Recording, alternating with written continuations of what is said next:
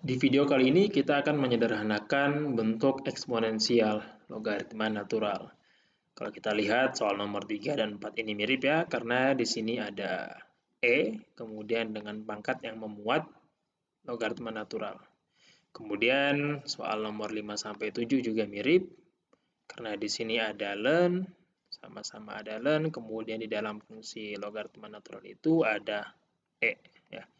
Kita coba lihat soal nomor 3. Pangkat 3 ln X. Ya. Si 3 ini sebetulnya bisa masuk ke dalam logaritma natural dan dia akan menjadi pangkat bagi X. Jadi nomor 3 ini bisa kita sederhanakan, pangkatnya menjadi pangkat ln X pangkat 3. Oke.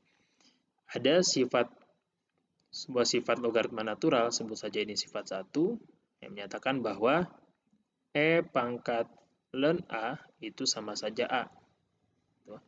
Sehingga kalau sifat 1 ini kita terapkan ke soal nomor 3, sebetulnya X pangkat 3 ini ya setara posisinya dengan A ini ya. Jadi akan sama dengan X pangkat 3. Ya, selesai. Kemudian soal nomor 4 itu juga mirip. Pangkat minus 2 ln X. Minus 2 ini bisa masuk menjadi pangkat bagi X di dalam logaritma, sama dengan pangkat ln X pangkat minus 2. Dan dengan sifat nomor 1 juga, X pangkat minus 2 itu juga setara posisinya dengan A. Jadi sama saja dengan X pangkat minus 2. Oke, dengan satu sifat, kita bisa menyelesaikan soal nomor 3 dan nomor 4. Coba kita masuk ke soal nomor 5. Di soal nomor 5, bentuknya adalah ln pangkat cos X ya. Ada sebuah sifat, sebut saya sifat kedua, yang menyatakan bahwa ln pangkat A sama dengan A. Nah, sehingga kalau kita pandang soal nomor 5 di sini, sebetulnya cos X ini ya juga sama dengan A di sini ya posisinya ya. Yang berarti bahwa ini sama dengan ya cos X. Seperti itu. Kemudian soal nomor 6. Ini mirip juga dengan soal nomor 5. Kita lihat ln pangkat minus 2x kurang 3. Ya. Si minus 2x kurang 3 ini juga sama posisinya dengan A di sifat nomor 2 ya. Sehingga bisa kita sederhanakan menjadi ya minus 2x kurang 3. Kemudian soal nomor 7. Ln x pangkat 3 dikali pangkat minus 3x. Ya.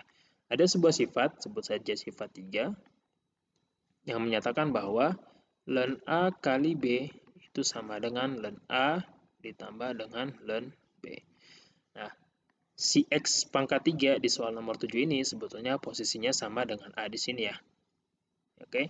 Kemudian si E pangkat minus 3X ini bisa kita pandang sebagai B di sifat nomor 3. Sehingga ya, ini soal nomor 7 bisa kita sederhanakan menjadi ln X